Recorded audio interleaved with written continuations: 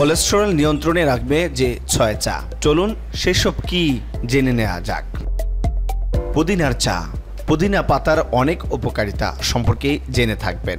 বিশেষ করে এটি শরীর ও মনকে সতেজ রাখতে দারুণভাবে কাজ করে। এখানেই শেষ নয়, পুদিনা পাতা শরীরের কোলেস্টেরলের মাত্রা নিয়ন্ত্রণেও সাহায্য করে। তাই আপনার প্রতিদিনের পানীয়র তালিকায় রাখতে পারেন পুদিনার চা।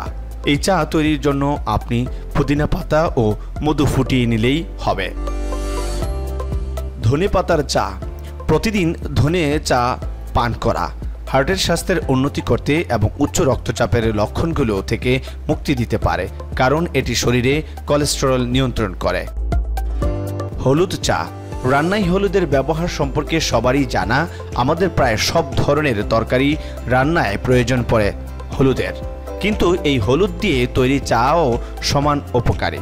হলুদে রয়েছে প্রদাহ বিরোধী বৈশিষ্ট্য, যে কারণে এই চা পান করলে তা শরীরে কোলেস্টেরলের মাত্রা কমাতে সাহায্য করতে পারে। দিনে একবার এই চা পান করলেই যথেষ্ট। মোরিঙ্গা চা। অগণিত স্বাস্থ্য উপকারিতার কারণে মোরিঙ্গা একটি সুপারফুড নামেও পরিচিত। আপনার কোলেস্টেরলের মাত্রা নিয়ন্ত্রণে রাখতে আপনি মোরিঙ্গা চা পান করতে পারেন। রসুন চা। রসুনকে বলা হয় প্রাকৃতিক অ্যান্টিবায়োটিক।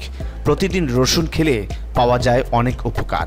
উপকারী এই ভেষজের আছে অনেক ঔষধি গুণ, যে কারণে রসুন খেলে তা রোগ প্রতিরোধ ক্ষমতা বাড়াতে সাহায্য করে।